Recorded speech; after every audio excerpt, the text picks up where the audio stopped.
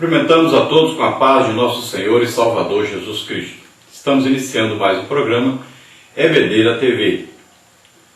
Nós estamos aí na última lição deste segundo trimestre de 2011. Chegamos aí a mais um final de trimestre. Deus tem nos sustentado, tem nos guiado até aqui. E nós esperamos que cada professor, que cada aluno esteja agora preparado para o melhor.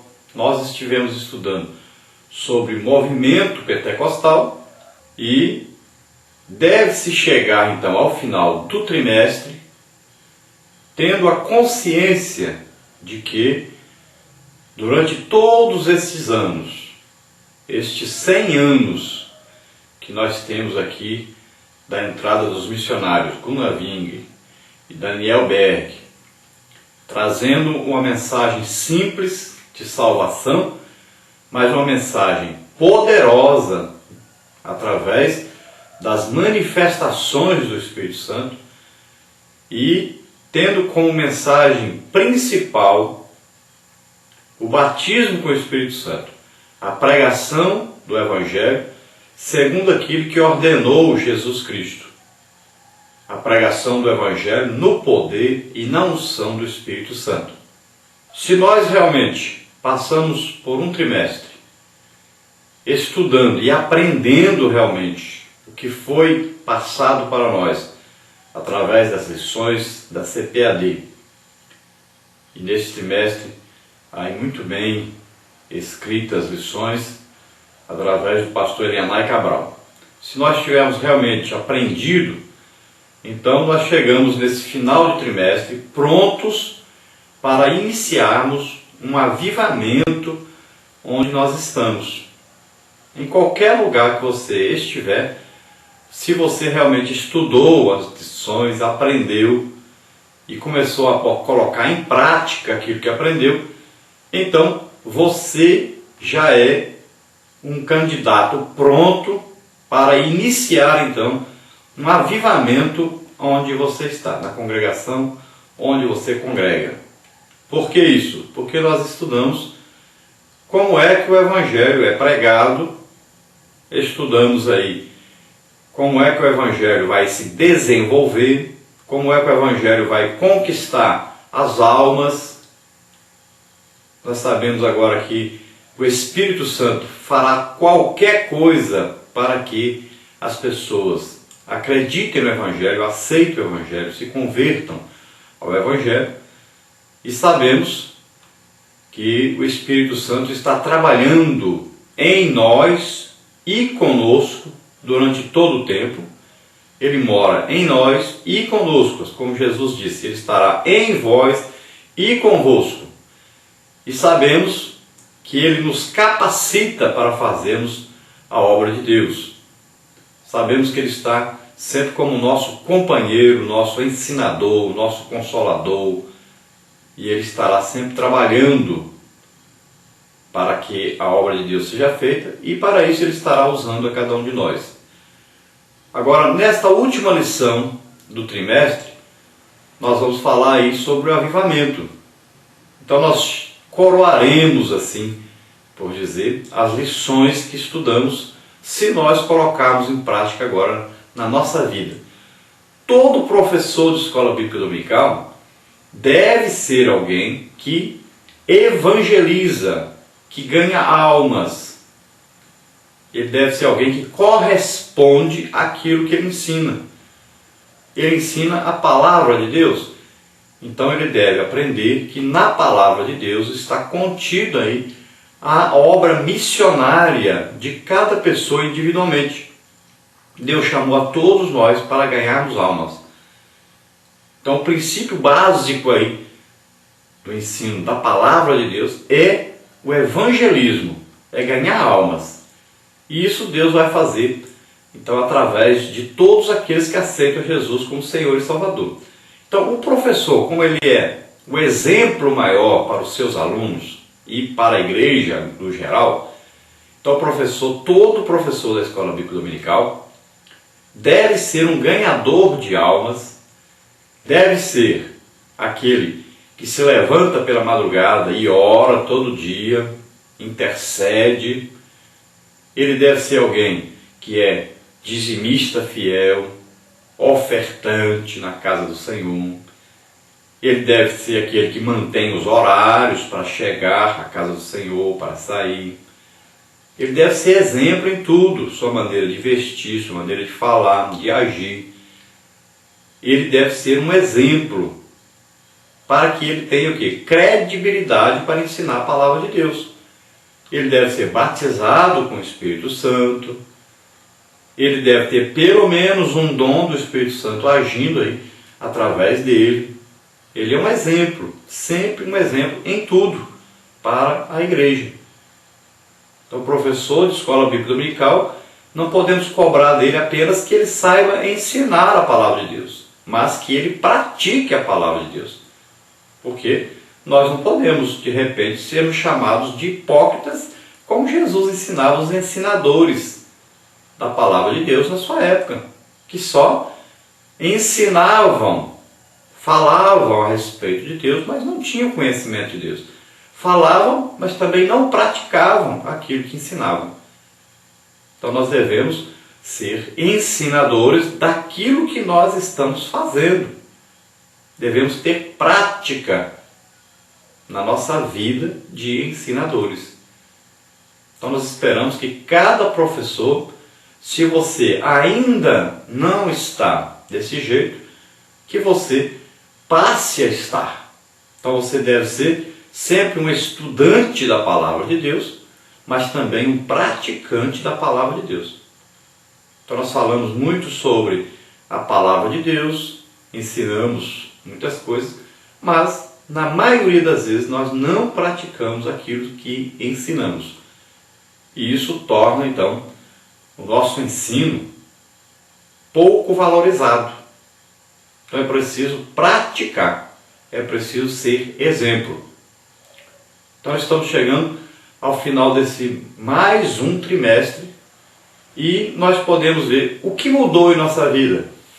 O que aconteceu depois que nós estudamos então sobre aí o movimento pentecostal, sobre esse movimento do Espírito Santo, sobre esse agir do Espírito Santo, principalmente nesses 100 anos de Igreja Evangélica Assembleia de Deus no Brasil. Por que se deu esse crescimento? Por que esse resultado?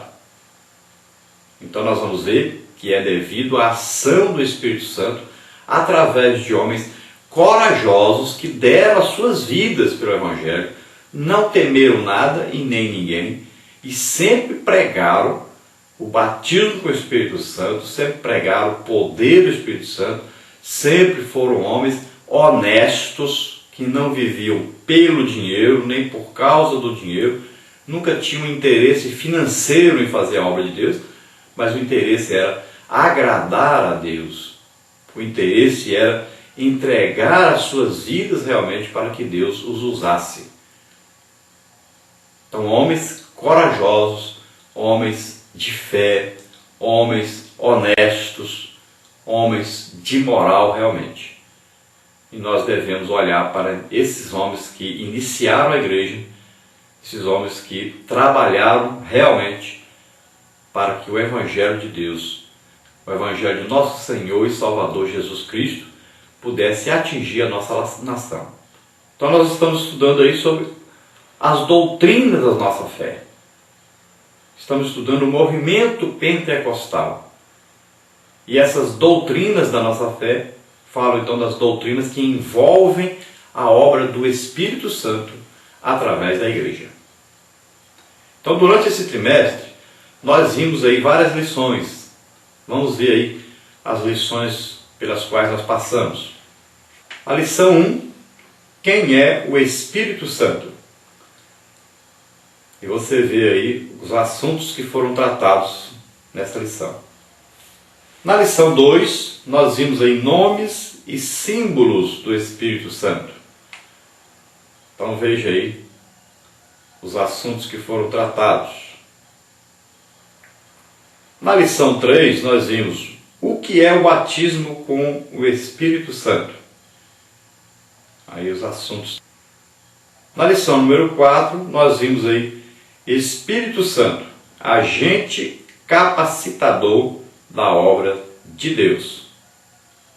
E aí esses assuntos que nós vimos. Depois, na lição 5, nós vimos aí a importância dos dons espirituais. Então vimos aí o estudo dos dons, esses assuntos. Na lição 6, nós vimos aí dons que manifestam a sabedoria de Deus. Então tivemos aí uma introdução aos dons, estudamos a parte dos dons. Depois nós vimos aí os dons de poder, lição 7. Nós estudamos aí essa outra parte dos dons, divididos aí, e esse segundo grupo nós vimos aí. Depois na lição 8, nós vimos aí o genuíno culto pentecostal. Então nós terminamos aí de ver os dons, vimos aí a terceira parte dos dons. E vimos como deve ser o padrão do culto pentecostal. Na lição número 9, nós vimos aí a pureza do movimento pentecostal. Estudamos aí esses assuntos. Depois estivemos aí na lição número 10, estudando sobre a Assembleia de Deus, 100 anos de Pentecostes. Então vimos aí a história da Assembleia de Deus, desde o seu nascedouro ali em Belém do Pará, através de Gunnar Wing e Daniel Berg. Depois vimos aí a lição 11, uma igreja autenticamente pentecostal. Então estudamos aí sobre a autenticidade do Pentecostes na vida da Assembleia de Deus, o agir do Espírito Santo. E nós vimos na lição 12, conservando a pureza da doutrina pentecostal. Então vimos aí, nessa lição, sobre a necessidade da doutrina dos apóstolos, a doutrina bíblica dentro da igreja, dentro dos ensinos da igreja, do viver da igreja. E hoje estaremos vendo aí então a lição de número 13. Aviva, ó Senhor, a tua obra. Então esta é a lição de hoje. Glória a Deus. Vimos aí tantos assuntos importantíssimos para a igreja, importantíssimos para cada um de nós. E como nós temos falado durante este trimestre, o mais importante que existe é nós termos a prática naquilo que ensinamos. Então hoje nós estaremos falando de avivamento. Mas o que é um avivamento? O que o avivamento faz? Qual o resultado de um avivamento?